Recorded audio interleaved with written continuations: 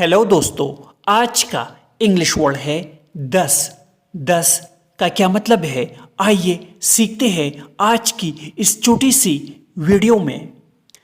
10 का मतलब है इस तरह, बस या इस कदर। आइए इस वर्ड को सेंटेंसेस में इस्तेमाल करते हैं।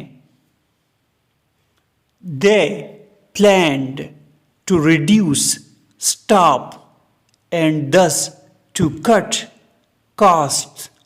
इसका मतलब है उन्होंने अमला में तख़फीफ करने का मंसूबा बनाया और इस तौर पर अपने अखराजात में कटौती की।